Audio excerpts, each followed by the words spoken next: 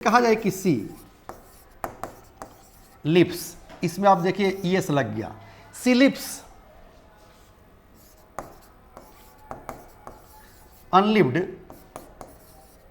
Place, मतलब वह वहां रहती है जहां कोई नहीं रहता। कहा जाए कि ही डज, याद रखिएगा इसमें ईएस लग गया, मतलब करना, डू मतलब होता है करना, तो कह रहे कि he does undone work.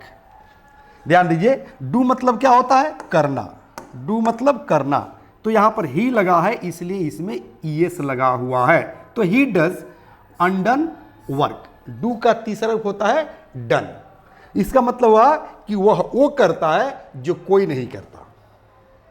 Okay, अब मैं आप लोग को एक थोड़ा सा इंफॉर्मेशन देना चाहूंगा बाबू, कि ये जो चैप्टर मैं पढ़ा रहा हूं कि मैं उन्हें चाहता हूं जिन्हें कोई नहीं चाहता, मैं उनसे मोहब्बत करता हूं जिनसे कोई मोहब्बत नहीं करता, मैं वो लिखता हूं जो कोई नहीं लिखता, मैं वो सोचता हूं जो कोई नहीं सोचता।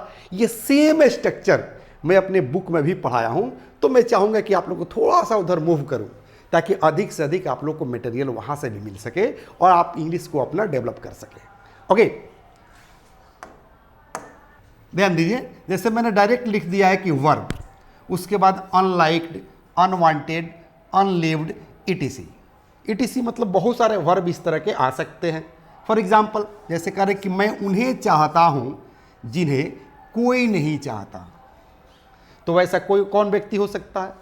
The helpless people of the society, the weaker section of the society, जिसको लोग नहीं चाहते हैं।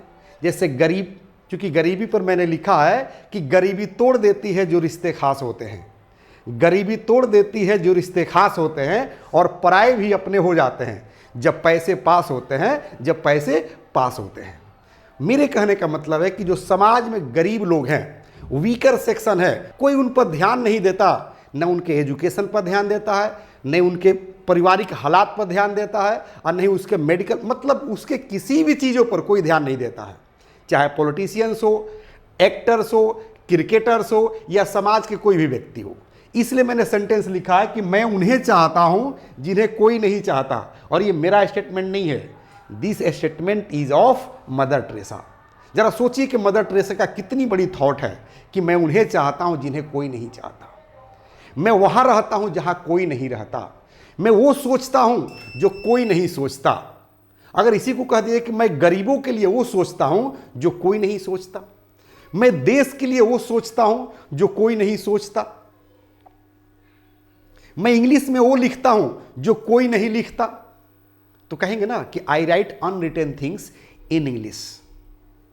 वेरी सिंपल, थोड़ा सा आप कॉमन सेंस लगाइए, आप खुद से जो है इस तरह का सेंटेंस आप जो है बोलना शुरू कर देंगे। मैं हिंदी मीडियम इसलिए बता रहा हूं ताकि आप हिंदी मीडियम से ज़्यादा समझने के आदी हैं।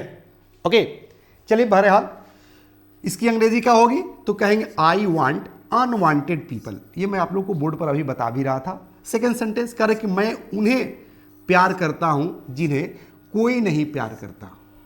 तो कौन है ऐसा इंसान हमारे समाज में, हमारे देश में, जिससे लोग मोहब्बत नहीं करते हैं? तो ऑर्फन हो सकते हैं, मतलब अनाथ लोग हो सकते हैं, समाज के वीकर सेक्शन हो सकते हैं, पुअर पीपल हो सकते हैं जिनसे लोग मोहब्बत नहीं करता है, लगाव नहीं रखता है, उनको लगता है कि ये अनटचेबल लोग हैं।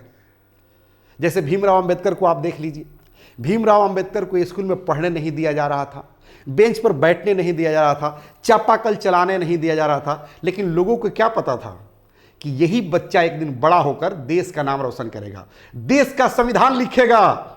और ये एक ऐसा इंसान की मैं चर्चा कर रहा हूं, भीमराव अंबेडकर की, जो हिंदुस्तान के महिलाओं के लिए हिंदुस्तान के टोटल नेता मिलकर जितना नहीं किए, उससे ज्यादा ये अकेले कर बैठे। अगर आज औरतें जो हर फील्ड में जो है नौकरी करते हुए दिखती है, तो this is due to doctor Bhimrao Ambedkar. महिलाओं को भीमराव अंबेडकर को थैंक्स बोलना चाहिए, सलाम बोलना चाहिए कि आज महिलाएं जो है जॉब कर रही है, सर्विस कर रही है in each and every field.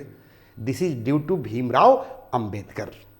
बहरहाल आइए, वीकर सेक्शन को कोई जो है ना लव करता है, ना मोहब्बत करता है, ना कोई ध्यान देता है। ओके, इसलिए मैंने अभी थोड़ा देर पहले बोला था कि गरीबी तोड़ देती है जो रिश्ते खास होते हैं, गरीबी तोड़ देती है जो रिश्ते खास होते हैं, पराये भी अपने हो जाते हैं जब पैसे पास होते हैं। अरे पैसे के अभाव में तो मैंने क्लोजेस्ट रिश्ते टूटते हुए देखा है। बाप को बेटा के द्वारा घर से निकालते हुए मैंने देखा है, वृद्धाश्रम पहुंचाते हुए देखा है, भाई को मर्डर करते हुए मैंने देखा है। ये हाल है पैसा का। ये भी स्ट्रक्चर में पढ़ाऊंगा, घबराना नहीं है। मैं ये भी स्ट्रक्चर आपको सिंपल प्रेजेंट में ही पढ़ाऊंगा कि पैसा ही इंसान को शैतान बना देता है, अनुशासन ही देश को महान बना देता है। ये सारा स्ट्रक्चर में पढ़ाऊंगा, आप मेरे साथ जुड़े रहिए। ओके, मैं आपका इंग्लिश इतना स्ट्रॉन्ग करूंगा जिसका आप अंदाजा भी नहीं लगाओगे, डोंट वरी। ओके, बहरहाल कहेंगे आई लव अनलिव्ड पीपल, मतलब मैं उन्हें प्यार करता हूं जिन्हें कोई प्यार नहीं करता। ध्यान दीजिए, सेंटेंस नंबर 3 मैंने लिखा है कि मैं वहां रहता हूं जहां कोई नहीं रहता। ये सेंटेंस मैं जो है बोर्ड पर भी बना रहा था। मैं वहां रहता हूं जहां कोई नहीं रहता। हो सकता है कोई इंसान इतना मजबूर हो कि वहां जाकर रहता हो जहां इंसान के रहने योग्य जगह नहीं है। जैसे हम लोग रिफ्यूजी को कह सकते हैं, जैसे हम लोग उन्हें नट को कह सकते हैं। नट देखते हैं ना, बगीचा हो, नाला हो या कोई फील्ड रहता है, वहाँ पर जो है अपना राउटी गिरा देते हैं, टेंट गिरा देते हैं और वहाँ पर रहना शुरू कर देते हैं। उनकी क्या स्थिति है? They are also part and parcel of the society. लेकिन क्यों उनकी स्थिति ऐसी है? क्यों उनकी हालात ऐसी है? क्या वो हमारे समाज का अंग नहीं है? क्या हमारे देश का नागरिक नहीं है? फिर भी जो है सरकार के ध्यान उस पर क्यों नहीं जाता है? क्योंकि 1947 में देश आज़ाद हुआ, आज लगभग जो है 75 साल जो है देश को आज़ाद हुए हुआ, उसके बावजूद भी हमारे देश के लोगों को ऐसा क्यों हाल है? आपने कभी सोचा है? इसलिए मैंने सेंटेंस लिखा कि मैं वहां रहता हूं जहां कोई नहीं रहता। मैं चांद की बात कर रहा था, तो चांद पर कौन जाकर रहेगा? पैसे वाले लोग रहेंगे, पावरफुल लोग रहेंगे। लेकिन जरा सोचिए कि जो नट लोग जहां रहते हैं उनकी चर्चा कौन करेगा? उनकी उत्थान की बातें कौन करेगा? क्योंकि 75 साल हो गए, 75 ईयर्स है past since our country got freedom. उसके बावजूद भी उनकी ये हाल है, उनकी ये सिचुएशन है। ये हमें ही सोचना पड़ेगा, क्योंकि they are also part and parcel of our society. इसलिए मैंने सेंटेंस लिखा कि मैं वहां रहता हूं जहां कोई नहीं रहता। इसकी इंग्लिश होगी कि आई लिव अनलिव्ड प्लेस। अगला सेंटेंस ध्यान दिए करे कि संजीव वो लिखता है जो कोई नहीं लिखता। हो सकता है कोई ऑथर हो, Sanjeev is my name, I am also an author, I have written lots of books which are available on your app. मैं लगभग 10 बुक्स लिखा हूँ, लेकिन ये स्पोकन पर 5 बुक्स है, बाकी जो है ग्रामर है और ट्रांसलेशन है। तो यहाँ करें कि संजीव वो चीज़ लिखते हैं या संजीव वो लिखता है जो कोई नहीं लिखता। हो सकता है कि लिखने में कुछ अलग मैजिक हो, कोई अलग जादू हो जो बच्चों को ज़्यादा समझ में आ रहा हो, या किसी राइटर का फैन हो। ओके, तो आप जो है इस तरह के सेंटेंसेस बना सकते हैं और बोल सकते हैं। हो सकता है कोई एक्टर हो, वो जैसे कहेंगे ना कि अमिताभ बच्चन जो है ऐसा एक्टिंग करता है जैसा कोई नहीं करता। ओके, इस तरह के बहुत सारे सेंटेंसेस बनेंगे, घबराना नहीं है। कहेंगे संजीव राइट्स अनरिटन थिंग्स। ध्यान देना है, सेंटेंस नंबर 5 कह रहे कि मैं वो करता हूं जो कोई नहीं करता। अभी मैं सेंटेंस बना रहा था कि वह वो करता है जो कोई नहीं करता, वह वो करती है जो कोई नहीं करती। जैसे कहा जाए कि राजनीति के क्षेत्र में मोदी जी वो करते हैं जो कोई नहीं करता, राजनीति के क्षेत्र में योगी जी वो करते हैं जो कोई नहीं करता। तो क्या कहेंगे? किस स्ट्रक्चर का आप यूज करेंगे? तो ध्यान रखना है, इसी स्ट्रक्चर का आप यूज करेंगे कि मोदी जी राजनीति के क्षेत्र में वो करते हैं जो कोई नहीं करता। इसी स्ट्रक्चर पर सेंटेंस अरेंज कर लेंगे। कहेंगे आई डू अनडन वर्क, मतलब मैं वो करता हूं जो कोई नहीं करता। अब मैं आप लोगों से रिक्वेस्ट करूंगा कि आप एक नोटबुक लीजिए, उस पर जैसे सेम स्ट्रक्चर लिखिए, सेंटेंसेज लिखिए और प्रैक्टिस कीजिए। पहला ही सेंटेंस लिखिए कि मोदी जी राजनीति के क्षेत्र में वो करते हैं जो कोई नहीं करता। योगी जी राजनीति के क्षेत्र में वो करते हैं जो कोई नहीं करता। संजीव शिवानी शिक्षा के क्षेत्र में वो करते हैं जो कोई नहीं करता। अमिताभ बच्चन बॉलीवुड में वो करते हैं जो कोई नहीं करता।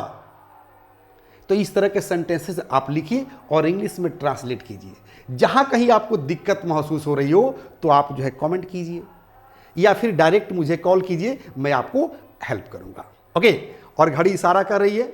मैं जो है आप लोगों से विदा लेना चाहूँगा, कल फिर मिलूंगा। Thank you, have a nice day.